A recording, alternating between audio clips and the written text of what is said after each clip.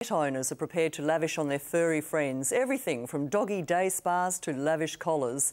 Now many families are taking it to the next level, choosing to indulge their pets even in death. Here's Jasmine Homer with a look at one of Perth's first pet funeral parlours. So it gives them closure. We had like candles and stuff, and she just sort of let her off. You need to have a funeral for them. You need to let go and you need to say goodbye. Yes, we're talking about funerals for pets.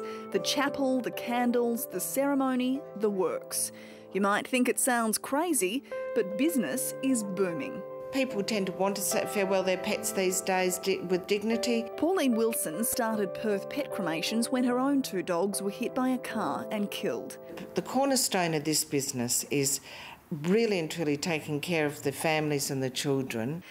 She says the days of burying the family pet in the backyard are dwindling. Now there's not as many backyards.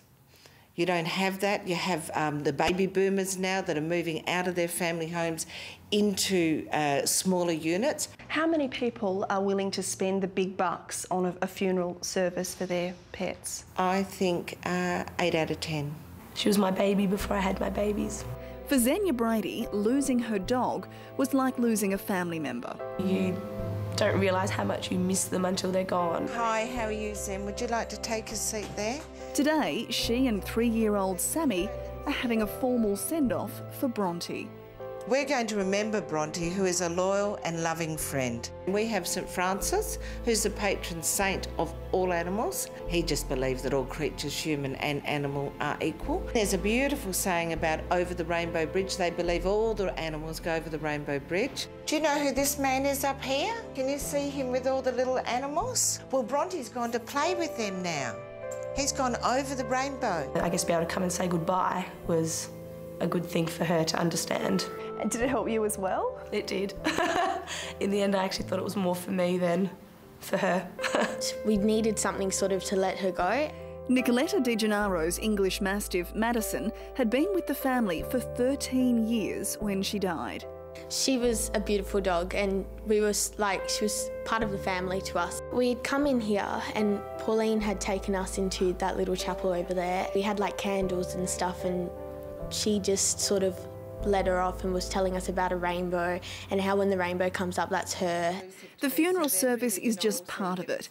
There's the statues, the marble urns, the Jarrah ash boxes, the plaques, even commemorative water features, some close to $600. But Pauline says most people will spend around $300.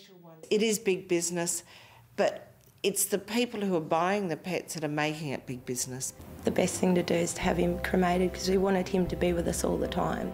Melissa Peru says when her beloved dog Munna died, a backyard burial just didn't cut it. We came in and she asked us to light a candle and spread some rainbow dust in the little fountain just to send him on his way. So yeah, we found that really quite comforting. What happens when you get a call from someone to come and pick up their pet? Well, generally what happens is this is our van, this is one of our refrigerated vans, and then what I would do is I would then make sure that I've got everything prepared. There's another side to the business. Pauline's also a pet undertaker. So these are our little sleeping bags that we have, which are beautiful, and we put our little pet into these, and there's all different sizes depending on, you know, obviously what type of animal it is, and this is what they get cremated in. And yes, I'm the front end, as probably even normal funeral parlours are, of certain jokes, but when it actually hits home and when it comes to the part, those people still come to me and they still cry and they still want to light the candle and they still want to farewell their pet. As you can probably imagine, there's some pretty unusual requests. I had one lady who I cremated her cat. She was going to bring in the 2 sisters, the cat's sisters, into the chapel to say farewell also. What's the strangest animal that you've cremated? Yeah, the strangest animal I've cremated was, and I'm sure the gentleman won't mind, is a fish.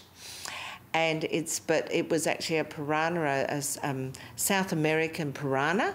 Feathers, fur or fins, Pauline reckons as long as people continue to love their pets, she's in a job. They want the best for their pets, they're part of the family. Bye, Bronte. Bye, Bronte. Jasmine Homer reporting there. Again, there's more information on our website. Next, the secret savings all renters should know about. There'll be 50,000 households who are paying less rent. The family saving thousands a year and why their landlords are happy to charge less. Price was quite low. Relax with the Today Lift Out. Local and international gossip, TV times, arts, books, movie reviews and more every day in the West Australia.